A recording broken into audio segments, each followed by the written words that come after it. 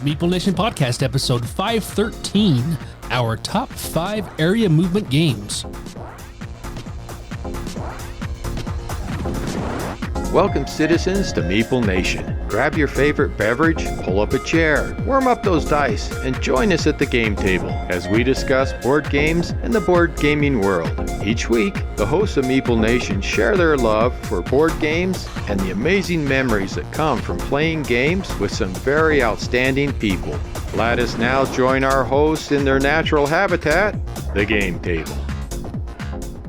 The Meeple Nation podcast is sponsored by Game Toppers, LLC. We love our Game Toppers, and we want you to love Game Toppers too. Please go and check them out. This is an absolutely genius product designed to solve a major problem, which is, hey, we like to play games, but we don't really have a great space to play games. And we don't have the room to create like a permanent place to play games. Because most people have like a dining room table, which is probably where a lot of people play games. But with the Game Toppers, you can take any existing surface. So your dining room table, maybe it's your coffee table in the living room, doesn't matter. They've got all kinds of shapes and sizes. They've got a product that'll fit on top of any surface, and it converts it into this beautiful recessed gaming surface. They have a whole bunch of mats and accessories and everything else that goes with them, but please go and check them out. GameToppersLLC.com. You will not be disappointed. We love them. We know you will too.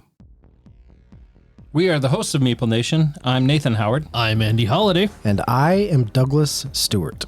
We have a website that is full of Meeple Nation goodness. We have blogs, we have links to our past episodes, there's even photos from our social media. We also have our Patreon link there. We love our patrons. We love that they allow us to continue to evolve and discover new tools out there, and we're looking forward to doing more than just our bonus episodes.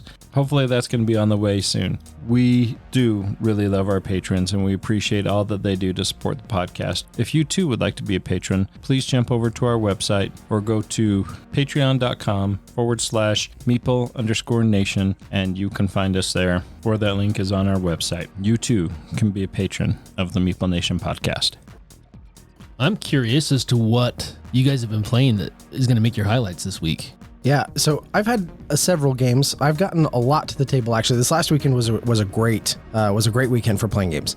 One that really stood out to me was Oceans. Now, we've played Oceans many a time. I've played it quite a bit. I play the app a lot. I get it to the table quite often. I really like this game, but this was the first time that we got to add the Legends of the Deep expansion, which is really little more than a module. It's not like a fully fleshed out expansion. This was an expansion that came with additional cards. It came with a really robust solo mode, and if you wanted, it came with a great storage box. Because the storage box and frankly the art on the original box was problematic. This is a little bit of a side tangent, but the deluxe box, if you wanted it to sit on its side at all, just was like full of awful text. But the front of the box was like this really beautiful aquatic landscape. You either put it on full display where it took up a lot of space so you could see that art, or you turned it onto its side where it looked terrible. Anyway, it's a dumb thing, but they solved that problem and gave it some great storage. You know, you can throw all of your stuff in one box now. Anyway, Legends of the Deep. I usually don't get too excited about little modules or things that just add like a little thing here or there. This is awesome. This is really, really cool. So what they did, you play Oceans and it basically plays exactly the same. You've got the surface deck of cards that you start off with. Once the Cambrian explosion hits, you can start playing all those deep cards, which are all those amazing, unique, there's no duplicate in that deck. I love that part of the game. These legend cards are these big legendary creatures. The card is it has a tarot size to it, so it stands out. It's a bigger card that can kind of lay down in front of you. So it has this big stack of them. None of them are the same, and every player is dealt 4. And then what you do is you do a draft. So you can keep one, you pass the others. So you draft these, so at the end, everybody has 4 of these legendary creatures. Throughout the game, you can pay for these legendary creatures from your score pile. So you do have to give up some of your scoring, but all of them add absolutely insane powers to the game. Stuff that really elevates it and makes it incredibly fun. Stuff that you can build a whole strategy around. And what's great is while you can only have one of those powers in play at a time, on your turn as a free action, you can swap them out. Oh, nice. Yeah. So for one round, maybe you put one in because it's the better card for you at the time. And then the next round, you swap it out because you want to use another card. Now, Does it cost points each time you do that? okay, so that's what I like about it is if the new card you put down costs more, then you do have to pay the difference. Oh, Okay, so the initial card you put down, you'll pay the full cost. And then from there, you just have to pay the difference. If the new card you put down costs less than the card that's there, you don't get refunded any points, but you can do it for free. So there's also a little bit of a strategy there on when you play your cards and the cost of the cards. Because if you're swapping back and forth between powers like a high and a low, then you're constantly paying that cost differential every time the high one comes out. But like, okay, so I'll just give you like one quick example, right? Well, maybe two, because they're really cool. Maybe even three. But like, okay, so one of them gives you the ability to forage from any ocean zone. So when you go to like forage, I don't know if you guys remember, you can attack or you can forage from the reef, right? And then you've got the deep ocean zones. It just lets you pull fish right out of the deep ocean zones, which is huge because you don't have to migrate them over to the reef. So that's like one power that you could have. One of them, it was like Jormungandr or whatever. It's like easy it's like for you to say. Yeah, exactly. It's like the Viking, Norse big sea creature. Anyway, at the beginning of every turn, you get to just add one of the scoring sheets onto any one of your species, and it can now hold that much additional population. So you can pick a species and just add 9 potential population to that species, which is huge. I mean, and if you're not, I'm not going to go into like a rules teach. If that doesn't mean anything to you, just know that's a really, really big deal. And then like, okay, there's also like the Leviathan. When this comes out, you have to discard all of your species and create one Leviathan species. Now you get to score all the population for everything that you took off, and then the Leviathan hits the board, it has 25 attack. Oh, wow. Which, just for context, like in the shallow deck, I think the most attack in any of those cards is like 3. So it's just this big, monstrous beast. The art is all fantastic, matches that same style that they've used for Oceans. Man, I love this little module. It's great. I'll never play Oceans again without it. And Oceans is a fantastic game. Oddly enough, Oceans is in my culling pile this year, too. Ouch. Wow. Well, that's a segue. That's what you decided to follow up my my rave review Well, with. I don't have this expansion, and I'll just play yours. Good job, Doug. As I recall, it didn't land with you. No, it landed with Did me. it? I Okay. enjoyed it. Okay. The version I have is not the deluxe version like you have, so mine's kind of It's more a quality of the version you have issue then. maybe. I'm gonna assume that it is, and not Okay. assume that you just don't like a really great game. Yeah, no, I enjoyed the game. Okay, good. But yeah, it's just one that I don't know well enough to teach on a regular basis. So that was when I was going through my culling list. I was actually doing that.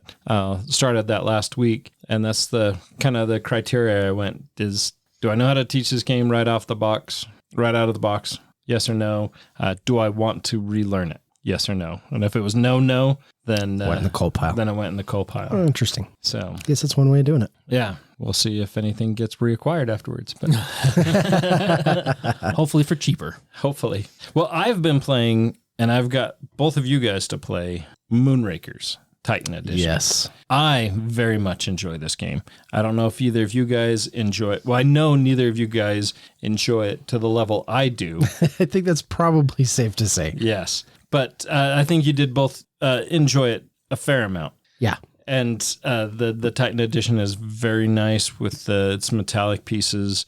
But this is a deck builder at its heart. As we've played, we've discovered some issues that it doesn't really have a culling opportunity like we want it to. Yeah. One person's got to score 10 points, 10 prestige points. And to do that, you're going to be attempting missions. And then there's this negotiation element that's there that I don't think either of you are super keen on. I know Richie thumbed his nose at the game right off with that element. Hopefully I can get my wife to play it. Hopefully she can enjoy it as much as I do.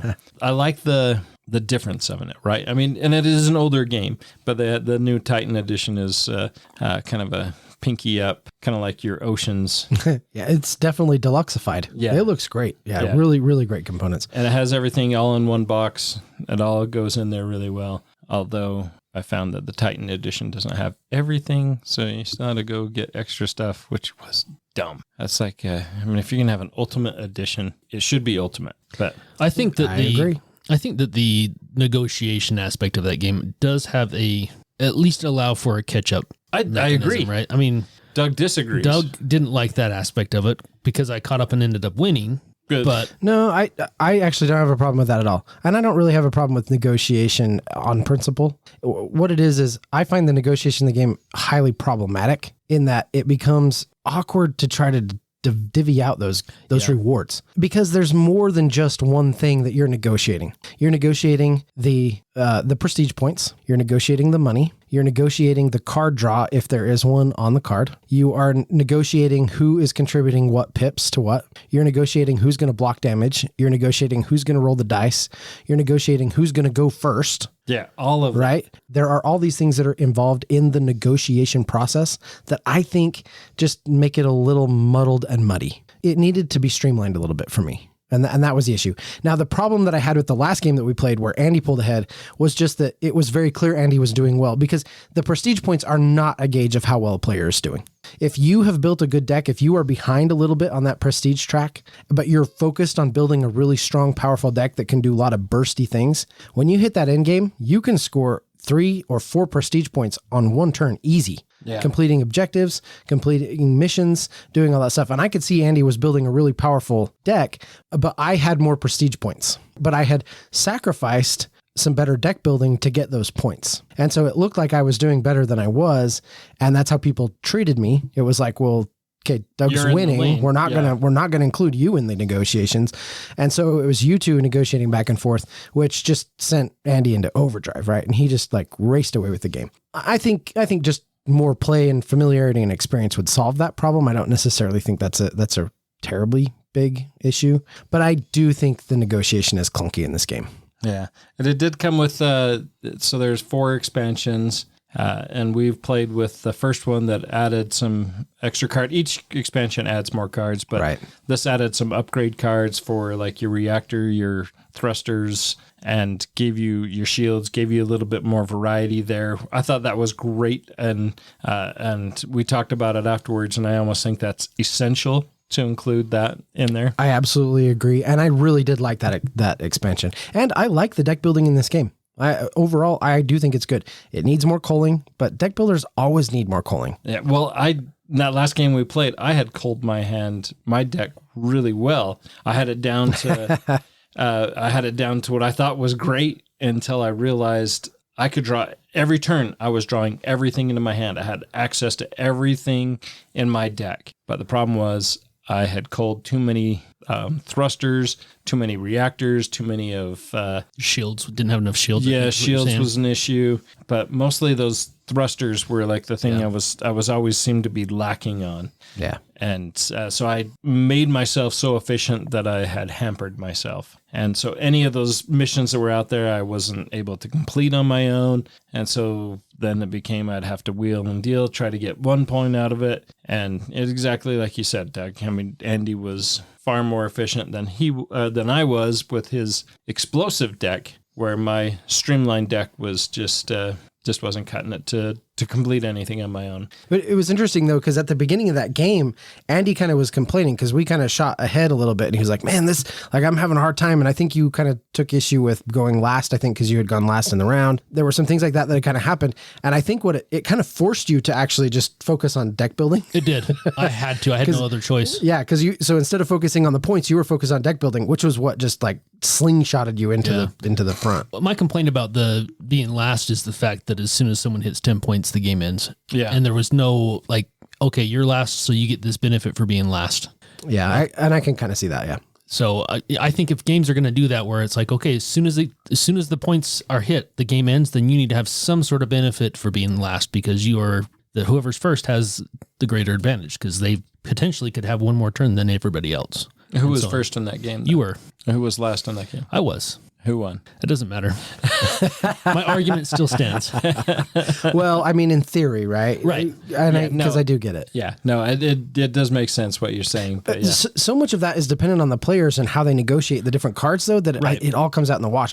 I have absolutely no idea how you would even attempt to make that balanced. Yeah, I don't know either. Unless you just had an upgraded card or something. I don't know. No, maybe an extra coin or something, but maybe an extra coin. Yeah, I don't know. Probably an extra coin. That would be easy. Just 1 extra coin for second, 1 extra coin, another, 2 extra coins for third, and so on. That could work. I don't know. I struggle getting coins, so. Well, you didn't struggle winning the game, so just saying. Playing the whole time doing it. Oh yeah, the Richie strategy works every time. Very nice. Well, I'm looking at our list here. Andy, I'm excited about your highlight because I had to refrain from making it mine. Oh, nice. Yeah, I did. Well, then we both get to talk about it. And so back in when I went to BGG with my daughters, we played Pirates of Maracaibo. And it was my favorite game of the con. Hands down, nothing even came close to it. So I came home and I thought, okay, well, there's Maracaibo out there. I've heard of Maracaibo and I want to try it. So I picked it up. And it's one of those that I tried to learn the rules for. It took me weeks because I would start watching the how to play video. And about 5 minutes in, I would be out cold. That's like me and Brass Birmingham. I need to learn that game and it's sitting on my shelf. And every time I sit down to watch Rodney's video, I'm just asleep in 5 minutes. Yeah, it's like, dang it. And it's always in the same spot. I fall asleep and it's like, what is going on with this part of the video? As soon as it hits that, I'm like, out. There goes Andy. And, but I finally got between reading the rules and watching videos, I finally got the game learned and well enough so I could teach it. It has hit really well with almost everybody. It did not hit very well with my wife. We'll usually play a game and she won't say much about it, whether she had fun or didn't. She usually doesn't give me much feedback. We played Maracaibo and I was in doing dishes and she walked in and was just doing something. She's like, just stops out of the blue. Yeah, that wasn't a very good game. You're like, oh, I love that game. Yeah, that's exactly what I thought. I'm like, man, that sucks because it's such a great game. Yeah, I loved it. But yeah, so we got Maracaibo. I've gotten it to the table like 4 times now. I think I've lost 3 out of the 4. But what a phenomenal game. It is so fun. There's so much going on. There are so many ways to score points. It's a cool game. It's a cool tableau builder. You're doing ship upgrades. You're moving along the map, upgrading locations that you're basically hiring assistants on the different islands that are going to give you all sorts of perks and points, and you're doing quests, and there's an exploration track, and you're trying to gain influence with the 3 different nations, the Spanish, the English, and the French, and there's a multiplier at the end of the game for those points. All the while, you're trying to go around the track and try to get everything done before your opponents hose you over because they take certain spots from you, or complete a quest that you were hoping to complete, or finish the round too early, right? Because as soon as Not a race for the galaxy. as soon as somebody hits that last spot, then everybody gets one more turn and the round ends. It doesn't matter how far along you are. That was an interesting mechanic that I both liked and really hated. Because you felt like, I got time, I can do this, and all of a sudden, wait a minute, you just skipped a whole bunch, or you took that shortcut. Yeah. And I mean, I kept forgetting about that island in the middle of the board to go to. But yeah, I've thought that was great because you were talking about your experience with terraforming Mars. That kind of limits that. For sure. But at the same point, it's like, why are you doing that? I'm not ready for you to be there. Yeah, I have so many more places I need to stop at before you end the round. Yeah. When we first started playing the game after you taught it, we all kind of went slow out of the gate, and I was like, oh, this is great. We're all going to try to like maximize, and we're going to take little jumps, and it's going to be, really rewarding as we go around. And then all of a sudden, people started making these big moves. Drastic moves. And I was like, wait a minute. No. I got to get caught up. I got to get all this stuff done. And so I like that dynamic. You want to pace yourself, but you can't go too slow. Yeah. And it's because the game does such a phenomenal job at, like, I want to go to this spot before anybody else. I have to hit this spot first. I'm willing to pass over all of these other spaces that are going to benefit me because I have to take that spot. Yeah. Right. It does it. It speeds the round up, but you have to look at your strategy. Okay, what's worth it to me? Is it worth bypassing all of this to get that? And sometimes it really is because, okay, I'm going after everybody. I'm looking at Nathan and Doug and I know that they want to go to that spot too. I have to get there first. So on my turn, I'm going to skip over everything and hit that so I make sure I get it. Yep. The game does such a great job creating that level of anxiety and the dilemma of having to give up things that you want to do in order to get done what you need to get done in the round. Anyway, It's a great experience. It's a fun game. Absolutely. This was one when it came out a few years back. I kind of looked at it and was just like, another trading in the Mediterranean euro. I'm good. Yeah. I'm good. And I have kind of had that attitude ever since. And then you taught it to us the other night. And at first I was kind of like, I don't know if I'm super excited to learn this. And then, man, it was maybe I don't know. It was 5 minutes into that first round, and I was like, this is good. This is going to be a good game. This is going to be a really fun game.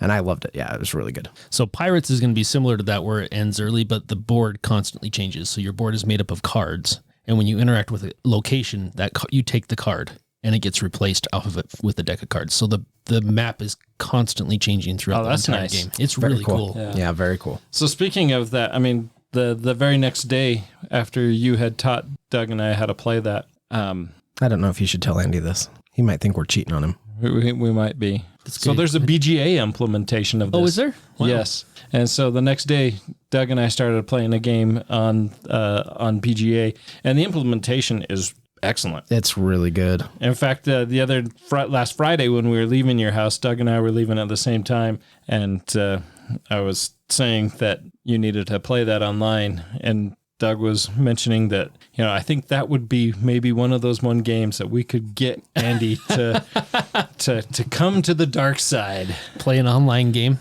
Yeah, I mean, and the implementation is really well. Maybe the last game that I played online that made me swear off online games was Stone Age. I played that on Yucata. Yeah. And I'm like, all right, I'm done. I'm done with online games. This sucks. Yeah, and Yucata is not the leader on the online gaming sites, but that doesn't mean that all BGA implementations No, for are sure not. perfect, because They're not. Definitely not.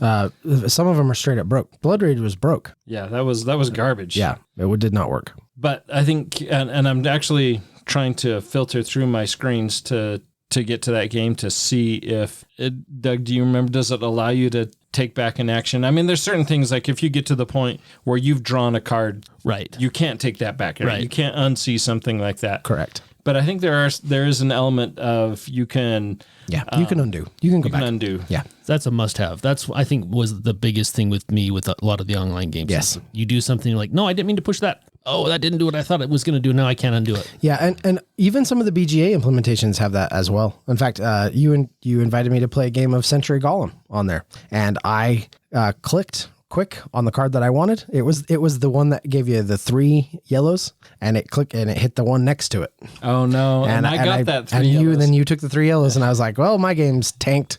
This sucks.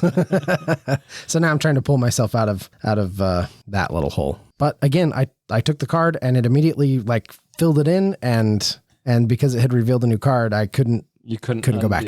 So, and that's one thing that my wife loves to play BGA on her phone. And there are so many games that I'm like Earth that I can't play on my phone. no. Earth is one that just the way it lays it out on the screen, you can't quite see everything that's in your field. The implementation of Earth is really good. I enjoy it. Doug and I have played several games of that, but the way it lays out on the phone, there's issues there. I gravitate to playing on my desktop. Yeah, me too. Ideally, that's the way I like to play. And I can't convince my wife. She likes to hold that phone 3 inches from her face. She doesn't do that, but it's just the screen is just so small. For me, anyways, I struggle with keeping everything straight on my phone. It's because my eyes are getting older and worse, and staring at that little screen is tougher for me. For me, it's just I know what it looks like on the desktop, and I know what I'm seeing on my phone. I'm like, this is worth me going and sitting at the computer. Absolutely. Like I know the difference. This doesn't compete. Yeah. In fact, Cheryl and I will be sitting at the couch and taking our turns, and I'll get up and go to my computer. Oh, really? I can't see. Yeah, if we're going to be playing, because she's one that I love my wife tremendously. She is one that has to take the last turns. Right? She can't go to sleep. I can keep my wife up till 1 a.m. And when she has to get up, her alarm goes off at 3. But I can keep her up at 1 a.m. if I just keep taking my turns. Nice. Wow. All right, gentlemen. Well, we still need to dive into the mailbag, and we have a top 5 to get to. Oh, so yes. Let's get we to need that to mailbag. march along, and I'm excited about this one because this is going to be fun. We got another letter from Salvatore. Now, we love Salvatore. Salvatore, thank you for continuing this back and forth. We hear from people on a regular basis, but we don't oftentimes have people, in fact, almost never really do we have people formulate questions. So formulate questions, send them in. We want to hear from you, and not just hear from you, but give us a prompt, give us something to talk about, ask us a question. We would love that. We love that Salvatore does that. His question for us this week was, Meeple Nation, I've heard it said that there are 3 kinds of board gamers. 1. Those who play to experience and explore the board game itself. 2. Those who play to socialize and interact with other players. And 3. Those who play to win the game. Most people are not monoliths, so when I ask board gamers this question, I ask them which percentage of the 3 categories they are. For instance, I consider myself 40% explore and experience, 40% socialize and interact, and 20% win the game. My wife, Mara, on the other hand, thinks she is 20% explore and experience, 30% socialize and interact, and 50% win the game. I love how he says thinks. Thanks. Yes. Nice, Salvatore. What I find most interesting about asking this question is how often my fellow players' perceptions of their percentages and my opinion of their percentages differ. I know my wife better than anyone else on the planet, and I would unequivocally say she is 10% explore and experience, 20% socialize and interact, and 70% win the game. The funny thing is, he's married to a competitor. yeah, I can totally relate to this. When we were first married, we didn't play board games. We played Nintendo, and we played Mario Kart, and many a fight was spurned over Mario Kart. My wife is super competitive, and it was never more evident than when we were playing Mario Kart. So I totally get where Salvatore's coming from. That's awesome. Okay, so here's his question. He says, what are your percentages in these 3 categories? Write them down and then ask your fellow gamers what they think your percentages are. The differences in the numbers may surprise you. Love, Salvatore. There's almost like this little unspoken wink, like this is going to lead to you guys fighting. All right. So I think we need to start with Nathan. Uh-oh. So I do too. I think, Nathan, I put you down. Okay, let me pull up my list here real quick of what I think I am. I put you down as 50% explore, 40% social, and 10% win. Interesting. Okay. Wait, so give me those numbers one more time. I did 50% explore, 40% social, 10% win for Nathan. Okay, so I think you're close on the win. I think you are off on your ratios to explore to social. Nathan is a social gamer. So I had him at 35% explore, 60% social, because I know that is the most important thing to Nathan. And then I had him down as 5% win. I honestly don't think you care that much about winning. Really. So I put myself down as 40% explore, 50% social, and 10% win. Okay, so I just had those swapped there. Yeah, you had them swapped, and then together yours Actually, both yeah, evened together. out. Averaged out. We were about there. Yeah. Okay, Andy, I think you're up next. Okay. I have you down as 45% explore and experience, 35% socialize, and 20% win. Okay. I have you down as 45% explore. So same. What was the second one? I socialize. 20% socialize, and 35% win. Okay. Nathan, you're the closest. 50% explore. We're both pretty close on that because we both said 45. You did. Yeah. 15% socialize and 35% win. You know what? I should have known. But here's the thing. I do see you as more of a social person. Well, for sure. I mean, I play to win the game. I don't get upset if I lose. Right. But I mean like the game is, no, actually, now that I'm thinking about it, yeah, you are probably more out to win than I'm thinking. My wife wishes I was more social when we play games instead of trying to win always. But all right, Doug, I have you down as a 45% explore, 35% win, 20% social. Oh, interesting. Okay. Wait, you mixed those up. You did say them out of order, but 45% explore, 20% social, 35% win. Okay. So, Doug, I have you at 40% explore, 30% social, 30% win. Interesting. So you both think I winning matters. Well, I just remember the complaints of plenty over a 13-point tiebreaker. And all the 1-point games Andy and I have had? Yes. Yeah, that and the almost rage quit during the Kanban and Yeah. That had nothing to do with winning or losing, though. Well, that had to do with me feeling like I was playing against 2 people at the same time. Okay, no, I get it. I'm not accusing you of being wrong, but it is interesting because my perception of myself, I am 50% explore. okay. Okay, so that's where I would put myself. I would put myself at 40% social. I enjoy getting together with other people at the table. That is, I think, probably the more rewarding part, even if it's not the majority of the part. Sure. I consider myself much more social. I really, even if I don't always let on, I am very much enjoying being around people and playing games.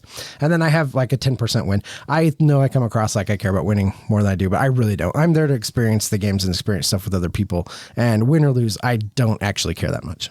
I do like to complain about it because that's part of my social game. Oh, okay. That's part of the social part of it. So I am vocal, but I don't actually care that much. That's interesting. We were actually all fairly. I mean, I guess We were off the most on Doug. Yeah, we Doug's were social. off the most on you. Yeah. But for the most part, 2 out of 3, we were pretty spot on. Yeah, it seems like we got it right on at least 2 for everybody, and then 1 that we were pretty far off on. But all right, And I guess who's to say we're right? Because No, sure. you're totally wrong. Andy and I are right about you. okay, noted. That's awesome. Well, that's really fun. Thanks, Salvatore. Thanks for sending that in. That was very, very cool. All right, it is time. Top 5 area movement games. Top 5. That was a dumb drum. Starting with number 5. Countdown. Starting number 5. Number 5. All right, Nathan. Me? All right, let's go with me. My number 5 is a classic game. For those who can't see, Nathan is doing sort of a. Andy's doing this. Yeah, he's in this thing with his hands right now, where he's sort of like he's Measuring about a fish. Yeah, measuring a fish or getting ready to lecture a crowd. Like, okay, like here's the deal, everybody. Well, the funny thing is, because there's one of the monks, and the game is Mystery of the Abbey, and one of the monks has his hands out like he's wearing some fish or measuring something that is, I'm just gonna leave Exaggerated it. size. Like, I Yeah. caught a fish this big. Got a fish this big. And so whenever we talk about Mystery of the Abbey, we always say, yeah, this game is so big.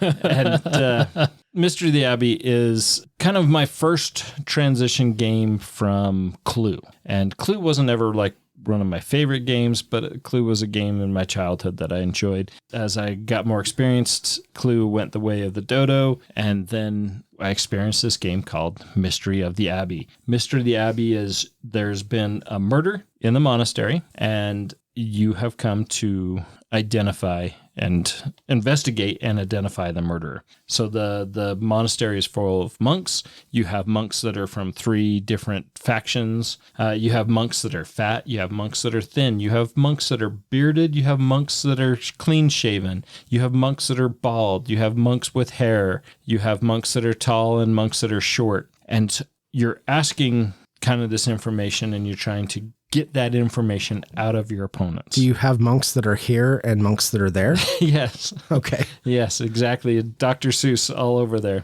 But the board is laid out, and so you have to move along the board, and you can only make accusations in certain things, but you have the opportunity to go to somebody else's room. So if Andy is playing blue, I can sneak into Andy's room while Andy is across the board, and I can pilfer his room, and I can go through and say, okay, Andy, I get to see a card from your hand. Then you can go and you can try to make an accusation. You have to go to a certain chamber to do that. You can go to confession, and you can confess, and you can draw a card. But then the start player of each round has a little bell token that they have to move. And after they've moved this bell 4 times, then they're going to ring that bell. We all have to come back for mass. And so no matter where we've gone out on the board, all of a sudden we're all scooped back together at mass. When the round continues, we can explore out again and go from there.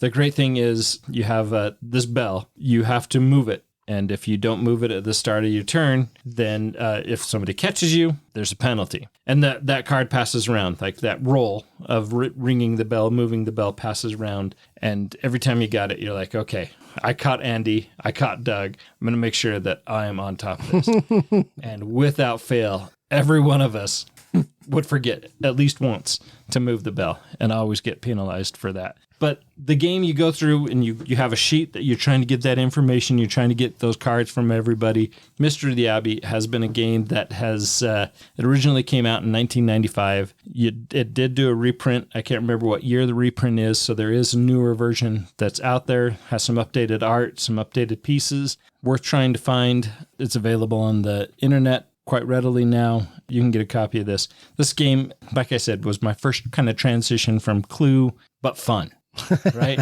Because, back when you had no other choice, Clue was something that you could do that everybody could get around and that you could play. But yeah, this has a higher player count, goes up to 6 players, plays in about 90 minutes, and is great fun. I very much enjoy Mystery of the Abbey. Yeah, it definitely takes Clue to a whole, the idea of Clue to a whole different level, right? Yeah. There's a lot more deduction involved, and yeah, it's a substantially funner game and a little more crunchy than Clue is. And that you haven't played this, have you, Doug? No, I have not. We should pull this off the shelf. This one's not getting cold. This is a keeper game. It's good to know. Good to hear. So yeah, I like it. It's an evergreen game for me. Great. Yeah. No, that absolutely. Let's play it sometime. Love that. Yeah, Mystery of the Abbey, it's a good one. My number 5 is going to be an easy one because it's Doug's number 3, so I'm going to hold off and we'll talk about it when it hits Doug's number 3 spot. All right. And guess what? It's the same on yours. For my number 3. My number 5 is Andy's number 3. So we'll talk about it when we get there. So Nathan, Back to me. back to you.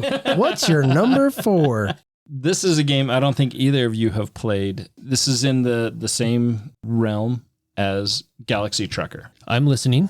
So you have similar pieces and you have a ship and you're trying to fly through space. There's pirates coming at you. This is a fully cooperative game, but it uses a soundtrack. And so there's an app that you can use to download this, and you're going to listen to the app, and it's going to tell you there's a threat level 1 on the front or a threat level 2 on the left. You listen to all this, and you're going to try to make plans so that you know what's coming up, and it's like a series of 20 actions. And so everybody starts on the bridge of the ship, and then everybody is going to have to move out from there and try to plan for the future. So like you need to be able to get to the blasters to push the fire button. You also need to make sure that there's energy in the combustion chamber to fire that weapon. So somebody has to go put energy, pull the lever to put energy. Somebody has to be able to defend against infiltrators when they come on your ship. And you have to do all of this, not necessarily silently, but you just have to plan for the best. And everybody's going to say, okay, I did that. I got this. I've got this covered. After the app goes through that soundtrack, or that soundtrack's not the best word, but the layout of what's to come during this stage, then you have to go to the resolution. And then you're going to go back and you say, okay, this is happening here at this time. Are we ready for that? Are we prepared? Do we have our shields up? Do we have energy to fire the weapon? Are we firing at the right ship? Are we firing at, because there's 3 sections in front and 3 sections behind. Are you firing at the right section, or did you push the button to the wrong section? Because you have to play cards. You play these cards secretly face down, and then you're going to reveal them as you resolve them. And you're like, oh crap, I put my left card down instead of my right card. So now I'm totally over here where the enemy is not. So it's kind of chaotic. Like Galaxy Trucker, it brings that same anxiety and that same frustration to the game that I very much enjoy.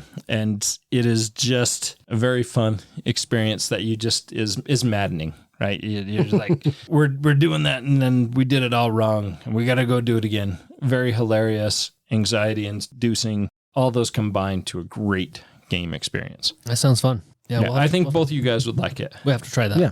Kind of And an then you'll be interesting. mad at me afterwards. No, but the idea is interesting to me, like a cooperative version of Galaxy Trucker, right? Like Yeah. that, I'm intrigued by that. So Yeah, you're not picking up pieces, you're not adding stuff, but you're trying to make all those moves as you're reacting, and you're listening to the soundtrack, and you're trying to make as many of those moves as you can. But then you also have to rely on, I can't be there to fire the button and load energy into the chamber as well. I got to count on somebody else doing that. And if they don't need it necessarily this turn, but we're going to do that 3 turns down, there's that you're communicating. And then there's also times where during the soundtrack that there's a break in communication. So everybody, you can't say anything. And so you're listening and you're still trying to plan for that, make those moves. And hopefully you're not like all converging at one spot. There's even a great spot that somebody has to look out the window a couple of times, because you're trying to make sure that there's nothing else coming. So if you look out the window, you get credit for that. And then you just get your score, and if you survive, and see how you did. Nice. very cool. But anyways, Space Alert. Space Alert. Nice. Awesome. All right, my number 4 is Mythic Battles Pantheon. This is a very epic, the table presence in this game is amazing. It's huge, some might say. It is. So the movement in this is pretty straightforward. You're just going to have a speed that each of your units can move. However, movement is very tactical in this game.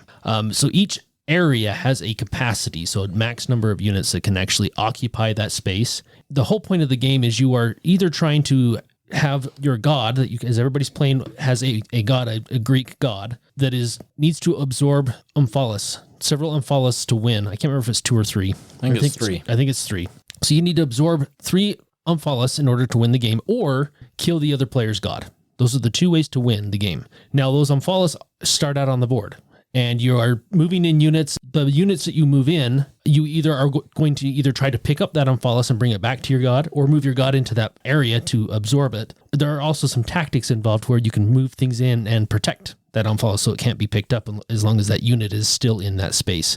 Also, there's terrain. There's terrain on the map. There are ruins spaces. There are trees, and if you have the right character in there, like for example, if you have Heracles on the board and he moves into an area where there are trees or ruins, he can start picking stuff up and chucking them across the map and hitting your opponent's units. So as far as the movement goes, I love the fact that it's simple, yet you really have to think a couple steps ahead of where everything's going to go, because you need to protect your deity so that they don't get ganged up on, but you still need to get your units placed out there and get those Omphalos either brought back to your deity if he's hanging back, or protect him enough to where he can move forward. To do that with that max capacity of those areas there's definitely a puzzle involved with it, and you have to think ahead, like 2 or 3 moves, 2 or 3 rounds ahead of what exactly you're going to do. And I really like that. But that also depends on the cards that you have in your hand. You may want to do something and you can't, because you can't find a card to activate that specific unit, and it could all go down the wayside because you don't have the right cards. Anyway, I love this game. It is fun. I cannot wait for the Norse version to come out and the Egypt version to come out. I'm super excited for both of those. Yeah, just the different mythologies. This is only one I've seen set up at your table, and it looks so good. Yeah. It's amazing. Andy and I have played this together twice, once at Extra Life and once at BGG. This is a game that I swore I would never play with Dave, because there's a whole drafting of mythical creatures at the first. Mm-hmm. And there's a lot. And there is a lot. Yeah, like a whole table's worth. I saw them. Yep. Yeah. I mean, this is something I would play with Dave, but Dave would need... He would definitely need... He would just have to have those decisions made for him beforehand. Yeah. Getting it to the table would be great, but he would have to read all of those, and then once you picked something and then it came back to him, he'd have to read them all over again. Yeah, because you took something that he wanted. Yeah, of course, whatever you took, he wanted it. Yeah. And this game, the table presence is phenomenal. Yeah. And the game comes out of the box with like those rocks and those trees that are cardboard cutouts. But Andy has sculpted some terrain that is amazing. Yeah. And enhances that table presence tremendously. But the game is great. I very much enjoyed this game. I am terrible at creating teams, but I have a ton of fun doing it. Yeah, and it sounds like this game has some really cool area movement aspects as well. For sure. Very, very awesome. Love that. All right, well, my number 4, and I'm just going to preface this by saying, so all 5 of the games on my list are fairly large. They're definitely sprawling games. I am not in any way going to try to go through and explain how these are played or dive into the mechanics at all. I really tried to distill down what the area movement aspect of this game was and why I liked it so much. And so that's what I want to focus on. Anyway, my number 4 is Western Legends.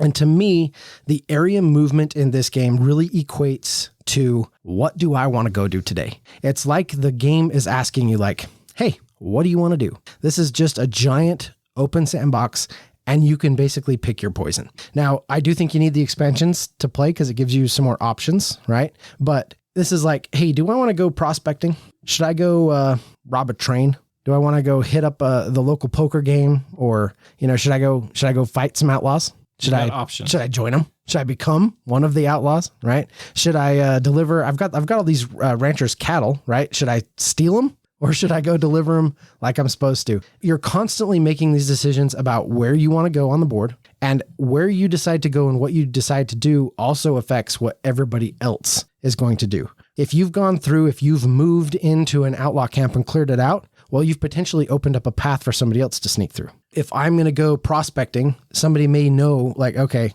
be money bags if he rolls well. I'm going to set myself up to go rob him, or it's that kind of thing, or basically the directions you go, the things you decide to do, and especially with some of the expansions, you've got added maps and there's the train robbing and all that kind of thing. But the movement in this game is so integral into the strategy of what you want to do and how you want to do it, and it affects everybody else and where they go and what they do. And so I really love the area movement aspect of Western Legends. My number 4. Is this what we played at Julie's house? Yeah, we played that at Julie's. Well, you guys did. I have not played this. Oh, you didn't play with us? No. Yeah, I remember we just played with just the base game. I had a blast with this. Yeah. And my version is all tricked out. I've got the neoprene mats and upgraded everything, poker chips. I've got the 3D terrain, the buildings. I've got everything. So we need to play this sometime. I'll teach it to you. It's very good. That would be great. I love this that game. I enjoyed my experience with it for sure. Awesome. That'll take us to Nathan's number 3. Number 3. So my number 3 is a rather new game to my collection, and that is Unfathomable. Unfathomable is hard for me to say, apparently. But now it's even worse. Unfathomable. Thank you. That game, you're investigators and you're on this ship, and there's cultists. The cultists are all about trying to raise Cthulhu. The investigators are all about trying to stop Cthulhu rising. This game is a re-implementation of my game number 2, so I'll save that for a minute. But that's so cheating. That is so cheating. I considered not putting it on here, but I couldn't. Okay. But you have sections of the ship that you're going to go through that you're going to allow to do separate actions. This is a cooperative, well, not a cooperative, but it's a team game. So you have cultists and you have investigators that you're trying to work together to either raise Cthulhu or prevent that. You'll go to each of these locations, and then at each of the turn, there's a challenge that you have to do. And everybody can choose to participate in this challenge. And you're going to have skill cards that you're going to play. The challenge will require certain skills.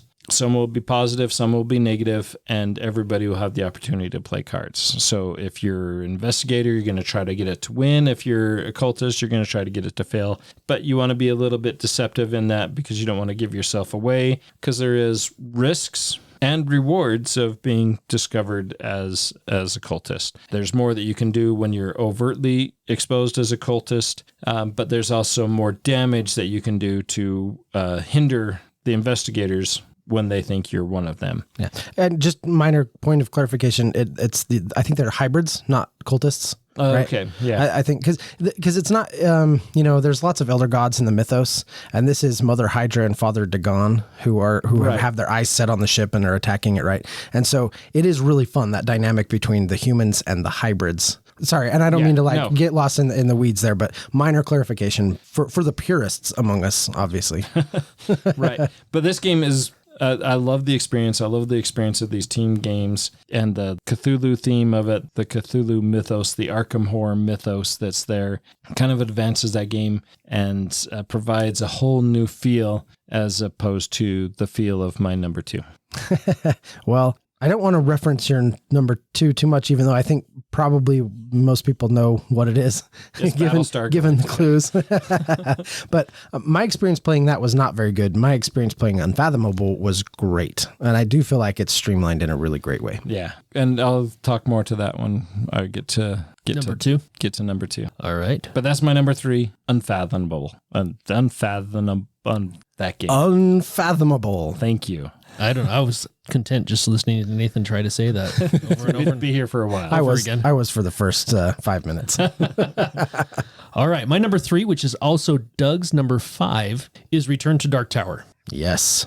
I love this game. So I didn't ever play Dark Tower as a kid. Had never even heard of it until Return to Dark Tower was going to be a thing and people were talking about it. But it is quickly becoming a family favorite at our house. And honestly, movement's pretty straightforward in this game. You start with just a static value and you can double that movement.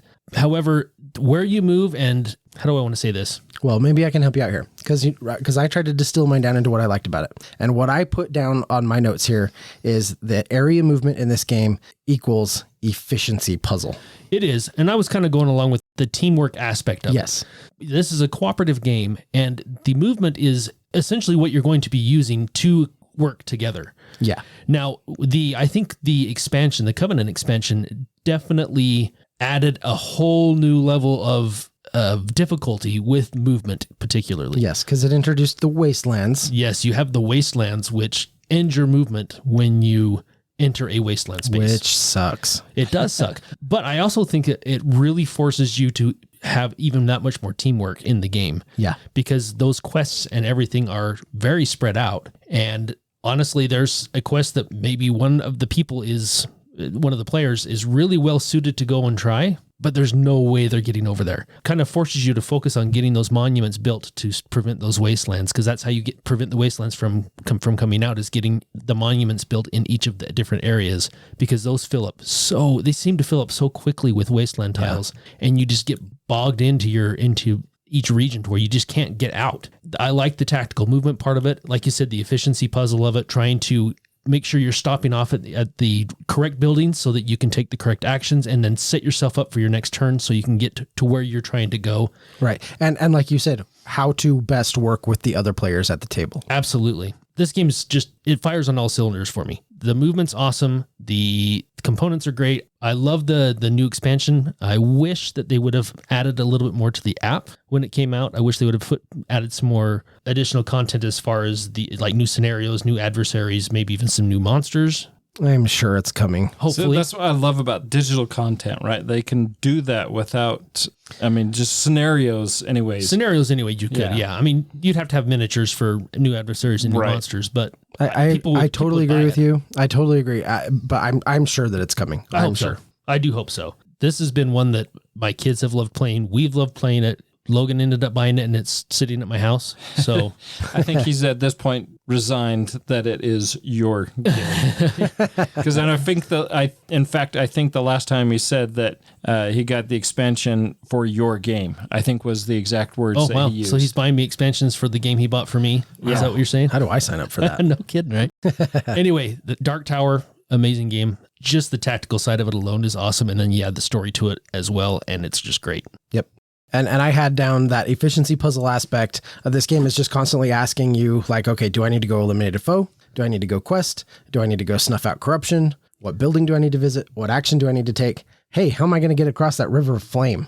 Yep. And the sense of urgency it gives you, right, is 100%. There constantly. It's great. Yep. Yeah. They knew that movement was going to be an important part of the game because there's lots of stuff that adds movement, gear wise, but also they have that optional thing where you can double it. Yeah, exactly. Which you have to do frequently. Yep. This is a game that our friend James loved as a kid, and Brent had picked up 2 at a thrift store and had asked James to resolder some of the connections on it to make it so that it could work so he could turn around and eBay it. And James was super excited to play this, and he was super anxious to play it at that SaltCon Spring coming up. And our event sold out so quick. Yeah, they did. That it was he was a little salty about the fact that he didn't get to play.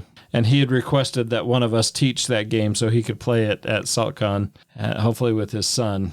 And no chance for him. No, there'll be time. We'll find time to play it. We'll play it. It'll be fine. Great pick, though. Yep. So that was, Andy, that was your number 3. That was my number 5, Return to Dark Tower. Love it. So now we're going to do the reverse. My number 3, which was your number 5, is Mansions of Madness 2nd Edition. I have down here the area movement thing that I love about this game is area movement to me equals mystery in this game. Half the fun of this game is the discovery that takes place as you move through what are really very, very cool spaces that the game puts in front of you. If you have the core box, and I think all of the expansions and stuff like that, how many tiles are there? I mean, there's a ton. Are we 100 plus yet? If not, it's close. There are so many double-sided tiles that you can create different spaces out of, and they put them together in such unique and fun ways. So every scenario just has this very unique flavor to it. And I also love that this doesn't make you pre-build the maps. You take a game, which I love, like Cthulhu Death May Die, you pre-build the whole map out, you know what to expect, you read the scenario, and you go around and you do this stuff. This has such a great sense of mystery to it because what it's going to do is it's just going to give you 1, sometimes maybe 2 tiles. Might give you the foyer of a big mansion. Maybe one of my favorite scenarios was it's the common area of this luxury airliner dirigible airship thing. It might be the back room of a curiosity shop or an alley or something like that. And then it's just hey, go explore. Go figure out what's going on. You've been brought here to investigate, or you've been brought here for reasons X, Y, Z. Now just go. Figure it out. Yeah, and I think that makes it so much more immersive rather than have it all laid out, because you're far more into the game. You want to know what's behind that next door, right? Yeah. And so it's much easier to put yourself there into the story when that's left a mystery. You know, as you're moving through that building or moving into the shop or wherever you are in that particular story that you're playing. I like it better when it's left open and you don't know where exactly you're going and what you're going to find in that next room. Or it's very well done. Yeah. And the app is really good. And that is the beauty of what an app can do. For sure. Because, you know, you don't have to lay everything out. And so it's fun. When I move into a space, even if I'm not flipping over a whole new tile, even if I'm just moving into an unexplored space, it's like, what am I going to find in here? Is there something hidden behind the pitcher? Is there something under the bed? Am I going to find a secret entrance down to the basement? You know, all of these things that you're just like, I can't wait to find out what's in here. Yeah. And I'd adversely comparing this game to Arkham Horror, of the two, I mean, I think for me, this game has so much more appeal. Arkham Horror might have that story that's kind of more laid out, I guess. But like you mentioned, you go explore, you identify, you experience it a lot more in Mansions of Madness. I mean, I don't want to say that you're just going through the motions in Arkham Horror, but Arkham Horror, the board game. Yeah, Arkham Horror, the board game. I feel like with Arkham Horror, yes, there's a story, but I feel like with Mansions of Madness, you're participating in the telling of the story more so than you are with Arkham Horror. Yeah, I agree. I think that's a great description of it. Yeah. But that area movement aspect of it, exploring, going from place to place, discovering new things, and again, kind of going back to efficiency, because there is an efficiency thing, element at play there. You don't want to waste your time moving around needlessly. You do want to try to be efficient about how you move around the map. And so all of that just plays into, I think, a really great, it's a great game overall, but the area movement aspect of it in particular, I think is so well done, which is why it's my number 3. Awesome. Good pick. Nathan, that brings us back to you. All right. Number 2. I wonder what your number 2 is. So yeah, spoiler. So my number 2 is Battlestar Galactica, the board game. Doug, you mentioned when we were talking about Unfathomable that, see how well I said that? Good job. I'm so proud. It wasn't quite spot on, but it was pretty try. close. That is a simplified version because it doesn't have all of the extra content. Which I think is a good thing. Sometimes a game needs to be stripped down. Sometimes it does, and I see that for somebody who's new to the game, which brings me back to when I introduced you, Andy, to Galaxy Trucker. Galaxy Trucker has a ton of expansion content that for somebody's first play, second play, maybe even their fifth play, would really muddy up and just ruin that game experience. And we had our friend Adam, who, when he played that the first time, we tried to teach him everything, fire hose, and he was just blown away, and he hates that game. And so I actually purchased a second copy that is just the base game so that I can say, hey, if you're new to the game, we're going to play this, so that this other tidal wave of content doesn't overwhelm you. And that is the exact same thing with Battlestar Galactica. With the Pegasus, the Exodus, and the Daybreak expansion, those all add what I think is kind of much needed content, because I had played the base game probably 100 times. And so playing something to add to that content, to add to that complexity of that game, to add to that experience, those expansions were great. But when you try to teach somebody else new to that, so it is something that you need to keep it simple, keep it simple, stupid. So how many Cylons are supposed to be in the game? You know what? Let's not even talk about that. Let's not even. I've heard some stories. Yeah. Yeah, I have one bet. No, I don't have one. I wish I only had one. Bad teach, I gave way too many Cylons, and short story long, Dave, who was the only person to have a Cylon card at the first of the game, was the third person to reveal that he was a Cylon, at which point we said, there can't be 3 Cylons. So you can't be a Cylon. And he was like, well, been a Cylon the whole time. Kind of ruined the whole game.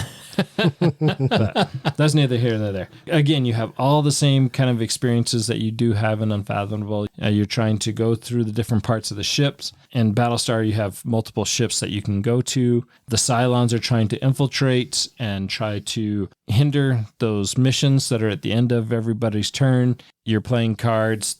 Those cards can help or hinder the mission depending on which role you're playing. And just that whole complexity of that experience, I think just makes this experience phenomenal. And I mean, I do still enjoy Unfathomable, but Battlestar is, in my experience, because of my experience, a far more superior experience. Plus, it's sci-fi. Plus, it is sci-fi, and I don't really have anything against the Cthulhu mythos. The funny thing is, too, is like this is really big into the show. I've never actually seen the show, so I have nothing to compare it to the show. Not even the old one? The original one, yeah. I mean, I don't remember much of it. All I remember is Daggett was dumb.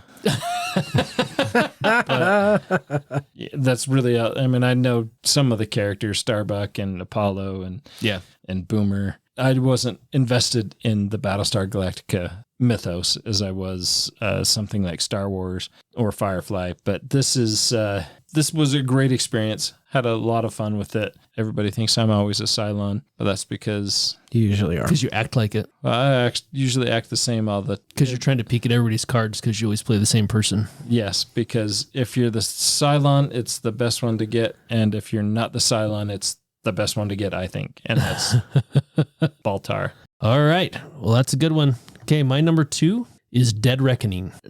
This is a good game, too. It's such a good game. I have had amazing plays of Dead Reckoning, and this is by far my favorite card crafting game. John DeClaire, he nailed it with this one. Movement is based on your cells. So there are several actions that you can take during your turn, and all but 2 of them you can do.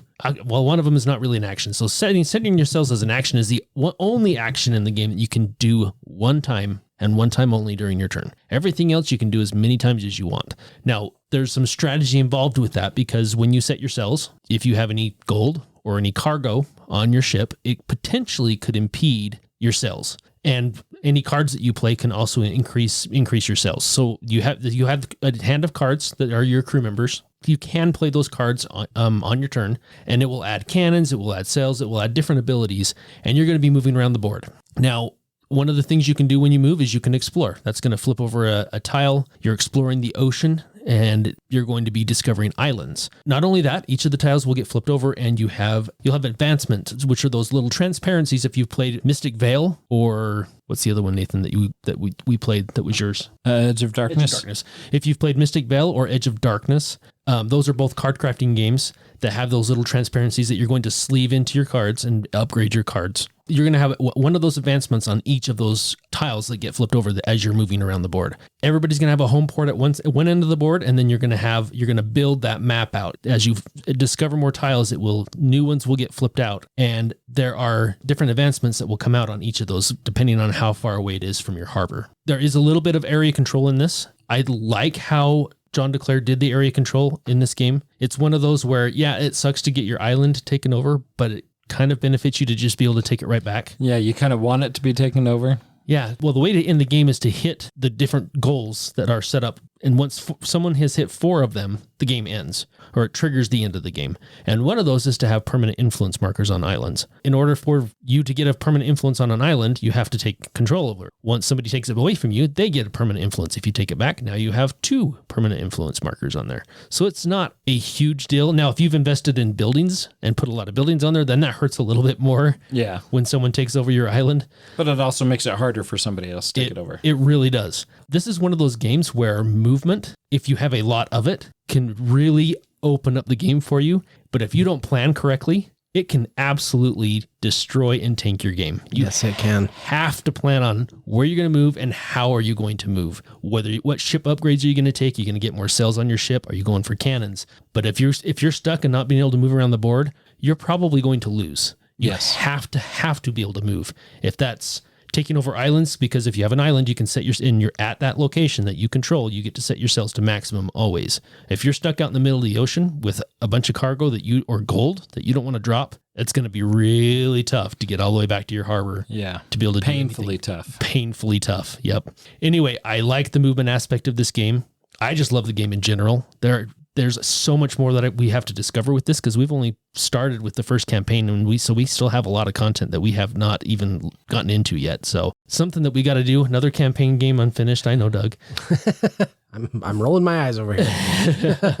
But even the base game is just amazing. It's such a good time and so much fun playing this one. Yeah. And such a great game. Which is why it's on my number 2. Well-deserved spot. Yeah, I really like Dead Reckoning. I think that's a great pick. My number 2 is a game that if you were to ask me to rank my top games of all time, I don't know that it would reach about 30. I don't know that it would be very high up. It definitely wouldn't be in my top 20, and I think it would struggle even making my top 30.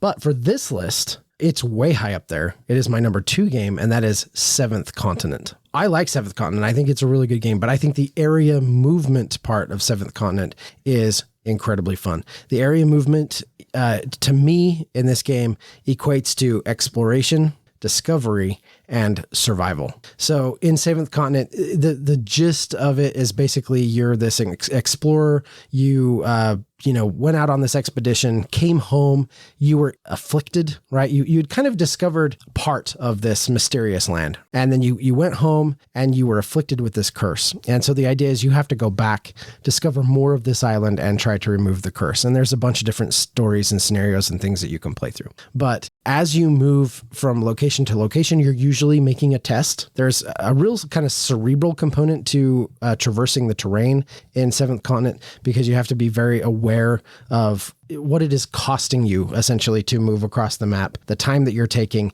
You need to be making a fair amount of progress, but you do have to take enough time to, for example, craft things, right? You need to be able to find the resources on the map and go to those places so that you can craft certain tools and objects and items, weapons, all that kind of stuff, right? If you start getting low on food, you're going to die pretty fast. So you might need to make your way over to a watering hole or a place where you discovered a wild boar or something like that. I really love how the movement in this game facilitates that really strong aspect of exploration and discovery, and the way that it's infused with survival, I think, is just done incredibly, incredibly well. So that's my number 7, Seventh Continent. Now, Nathan, I think... Did you just say that's my number 7? I probably did. So that's my number 2, Seventh Continent. Now, Nathan, you've kind of jokingly referred to this as not a very good game. What is your experience playing this? Because I know you've played it before. Yeah, no, I actually played it with my oldest daughter, Ashley. We went through the entire first curse or whatever. We resolved the first curse. Game was... For me, anyways, it turned out to be a little tedious. Oh, okay. If you fail, you had to go back, start everything over. It became too much of a temptation of, well, I'm just going to reset that. Yeah, well, and I think there are some rules for how you can kind of go back to like a save point kind of thing, because that's definitely problematic. You can get 3 hours into a game of this and it'd be like, okay, well, you died. You'll have to just go all the way back to the beginning. Now, because of the way the game is designed, I don't know that I agree totally with the idea of just like, well, I'm just going to go back and pretend that didn't happen, or just like go back, a turn or two.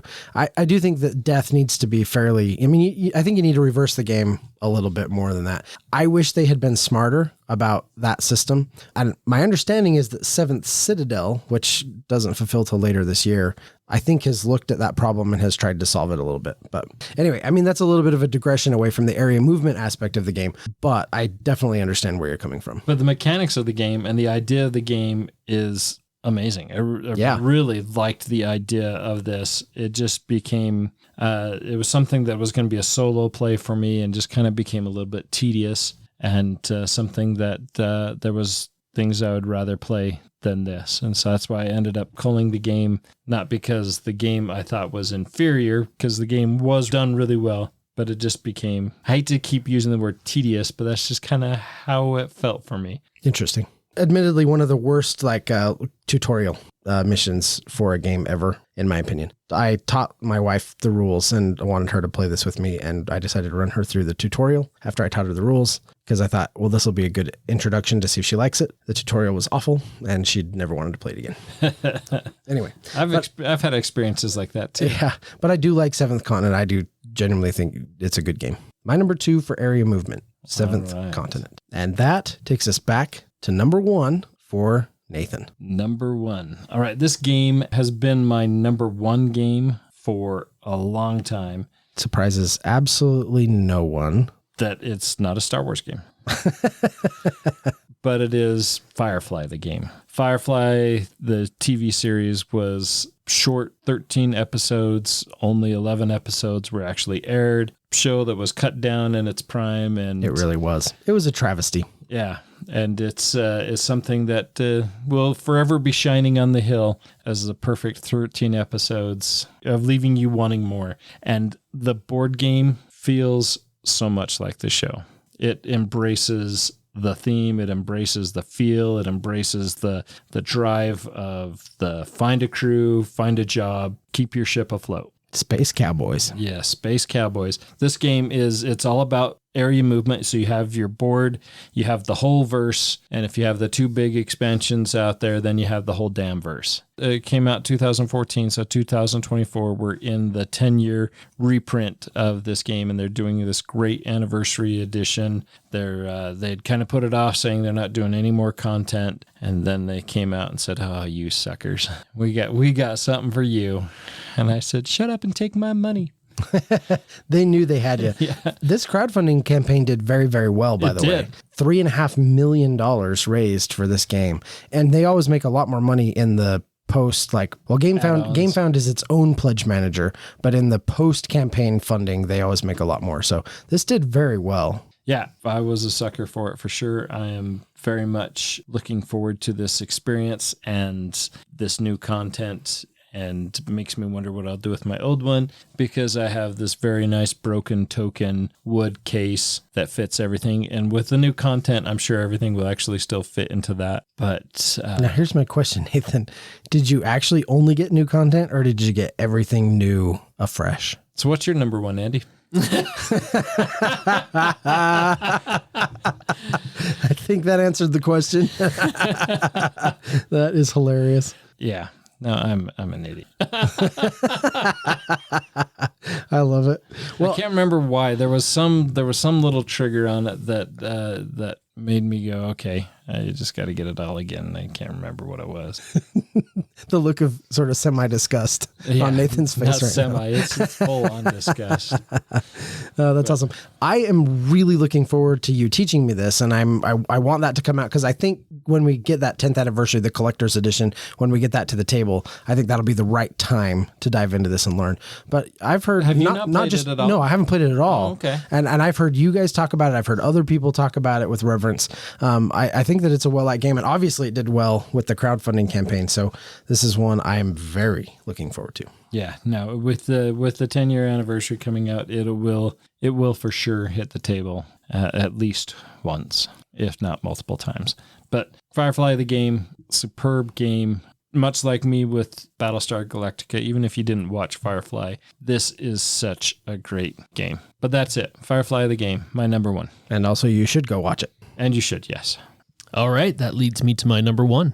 My number 1 is Runebound, and I went with 2nd edition. I really, really enjoyed 2nd edition. In fact, Runebound 2nd edition still is one of my favorite games, and it has been for years and years. It's a fun adventure game that's played on a hexagonal map. There are a bunch of different cities on this map that have roads that lead to all the cities, with the exception of one. But then there are a bunch of different types of terrain. There are swamps, there are forests, there are hills, there are mountains. At the beginning of your turn, you're going to roll dice, movement dice. You have to use that die to move into a matching space. So for example, if I want to move into the mountains, one of my dice has to show a mountain location. And I can use all of my dice if I want. Players are going to be going throughout the map. They're going to be trying to complete quests. So there are green quests, yellow quests, blue quests, and red quests. And they go in order of difficulty starting at green. And typically you're going to be fighting something. You're going to be fighting monsters, and a green quest is going to give you 1 experience point, yellows 2, and so on up to the reds that will give you 4 experience points. And you're going to gain those experience point tokens, which are going to allow you to upgrade and level up your heroes. Everybody's going to play a different hero. It's not a cooperative experience. This is a competitive game, and you're trying to get to the point to where you can defeat the Dragon Lord Margot, or defeat 4 red monsters. It's either 3 or 4. I can't remember, but I think it's 4. I want to say it's 4. Anyway, that's usually the way all my games have ended. yeah, because sometimes it's hard to find the Dragon Lord. He's might just be buried in the deck. But as you're moving around the board, one of the funnest things is every city has a market, and you get to see what's in every market. The market is public information. Everything's face up. Now, when you go to a city and do a market action there, you get to add more items to that market. But movement can be very hindering in this game. It's very easy to move along the roads because most of the die faces are going to have road icons on them. And there are going to be some, like in particularly mountains and swamps, that there are very few icons shown on those dice. Whereas a lot of those more difficult missions are deeper into the wilderness areas. And so to get to them is going to be a lot more difficult, and you have to have the right die faces shown on your dice to get there. This game is a ton of fun. There's story involved. There's exploration involved. When you draw one of those cards, sometimes there are just encounters that you have to resolve, and then you draw another one until you find a monster to fight. I absolutely love the upgrading your heroes, leveling up your heroes, and making them better. I love the items and the allies you can get from the markets that create some really cool and really interesting combos. And there's just a ton of content. I think that's why I like this one, 2nd edition, more than the latest edition of Runebound. I agree. There's just so much content. The variety of things and the combinations and synergies that you can get with allies and with items. Now, are they still releasing content for version 3? I don't think so, then there's hardly anything out for it. I was really disappointed when I picked it up, hoping that they would at least be somewhat similar, because it seemed like Runebound 2nd edition had endless content when it was in print. Yeah, like, there was tons of stuff. Tons. It felt like every week they came out with something new. Card packs or whatever, right? But this is one that I have some fond memories of, playing this with my brothers before they got married and disappeared off the face of the earth. But the downside to it is it can be a bit long. I mean, our plays would be typically between 3 and 5 hours, but it wasn't a game that anybody would really get bored, because the turns aren't very long, but it does take a while to build up to that point to where you can start defeating those tougher monsters. And there's ways to shorten it up. You can start with level ups already if you want to play a shorter game. I mean, there are ways to mitigate that, but just as far as an adventure game and the movement aspect, we're talking about movement. The movement is a huge part of this, making sure that your dice, they need to show what you want in order, because it is a race. Once that token's been taken, it's gone until there's an event card that replenishes it. So if I'm trying to get to a certain quest and get a token and fight that monster, if I don't roll the right dice, someone can come in right behind me and take it out from underneath me. And then I'm out searching for something else. If all the yellow quests are gone and I'm not strong enough to fight a blue because I didn't get the right die faces or didn't position myself in a good tactical way to just be able to move one space and get to the more difficult terrain.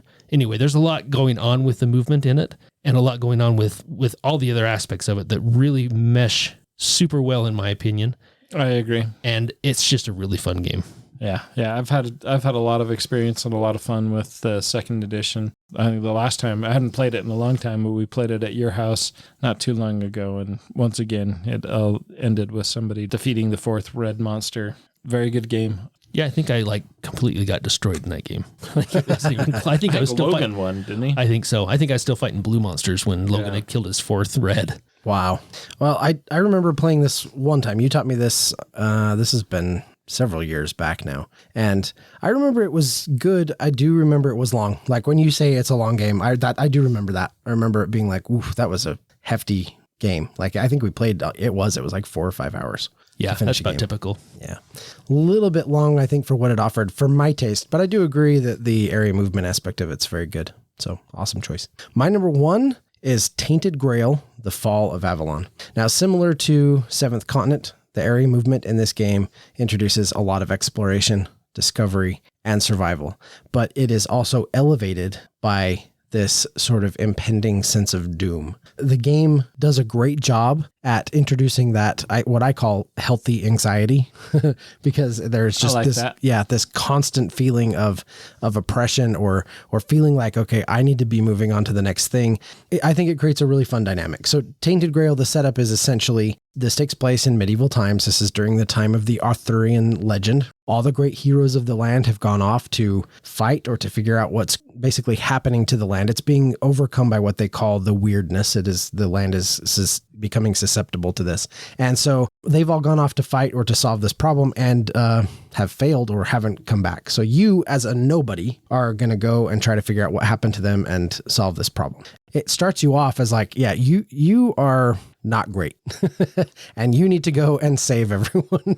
And I actually really like that because it adds to that sense of like, I have no particular skill to go and solve this problem, but I'm going to go and explore the land and figure out what's going on. And that's what you do. You're moving around the map. It's a map that's created by cards like Seventh Continent is. But I love it because all of these environments, they feel incredibly handcrafted, and almost every single one of those locations presents sort of almost like a do or die kind of scenario. It's maybe not do or die, but it's like you really need to do this thing, or you really need to understand what's going on. You really need to get to know this character. You really need to figure out what this blacksmith needs. I mean, do you know what I mean? Like, it's all these little things that you really feel, but you frequently don't. You frequently are not able to solve that puzzle, and you can't dwell on it. You can't stay for too long. You need to move along and continue exploring. The exploration in this game, it is brutal. You know, the land is constantly being overcome by that weirdness, like I was saying, and it has a really cool mechanism. There's these little statues that sit out on the board. They're called the menhirs, and they kind of protect the land. You know, the lore of the game, or, you know, whatever, is essentially that they are protecting. They're protectors, these statues. These minis that sit out on the cards, they have a little coin that sits in the base of them that counts down. It rotates. And so as the rounds tick on, that counts down. And if those menhirs go away, so do whole sections of the map. Oh, really? Yeah. And so you need to find out a way to go and relight them before it's too late to traverse that land and explore what is in that area. It's been a little while since I've played, so I don't remember exactly how mechanically that worked, but I do know that if you don't keep those lit, the land becomes inaccessible or very hard to traverse. I love the area movement, the exploration discovery. Like I said, super high in this. There's aspects of survival, character leveling, and like I said, just that constant sort of being pushed to move to something new while it's that tug of war between, you know, I've got to get going, but I also want to solve this problem and figure this out. And I love the dynamic in this game. It's really well done. Fantastic art, fantastic production, all of that. Tainted Grail, Fall of Avalon, my number one. I mean, it looks great. Is it Awakened Realms? Yes, this is an Awakened Realms game. Yeah. Yeah. So I remember when Nemesis came out, there was a Tainted Grail art book that came with that. Oh, yeah. Yeah. Part of the Kickstarter content, and that's some superior artwork. So yeah, very good. Table presence alone is great. Yeah, they really leaned into that sort of grim, dark Arthurian legend style, and it worked out well for them. I think it's very good. Well, excellent. That was a great list of a top 13 games. That's right. I love it. And I still think that Doug wants to win more than he says. Until next time. We'll see you. Wait a minute. I do not want to win, Andy. Winning is not that important to me, and I will win this argument. I will win this argument at the game table. Thank you for listening and being a part of Meeple Nation. If you would be so kind as to follow, subscribe, share, and rate or review this podcast, it really helps to spread the fun. You can be more involved in supporting the podcast by joining the nation at patreon.com/MeepleNation, or you can find a link at the top of our webpage, meeplenation.com. And while you're there, look at all our extra content. There are links to all our past episodes, a wide variety of blogs, pictures from our Instagram feed, and bios for all the hosts and our awesome bloggers. Follow us on Twitter, Instagram, and Facebook, all under Meeple Nation. If you would like to chat with the hosts or other members of the nation, you can join our Facebook group, Meeple Nation Off Air. We hope to see you again at a game night, a con, or maybe a suspense-driven evening of Werewolf. Thank you for listening and supporting Meeple Nation, and stay tuned for next week's episode. Thank you so much for listening. We very much want to thank our patrons who help keep the podcast running. I personally want to thank my co-hosts for all the help they provide with both content here on the podcast, in addition to what we have available on our website. Without them, the podcast would not happen. If you too would like to support the podcast, you can join the nation at patreon.com/Meeple_nation. Or you can find a link to Patreon at the top of our webpage, meeplenation.com. If you have any questions, comments, or games you feel should be on our radar, you can always reach us at meeplenation@gmail.com. We can't wait to hear from you. I am grateful to Doug and Andy who helped me edit episodes, and I want to thank James and Kim Clark who do the editing on our blogs and on our webpage, which can be found at meeplenation.com. We want to thank Brain Detergent for our music. If you want to find more from him, you can follow his links that can be found on our webpage or simply search for Brain Detergent on YouTube to find more of his tracks. Thank you again for listening and being part of the Meeple Nation community.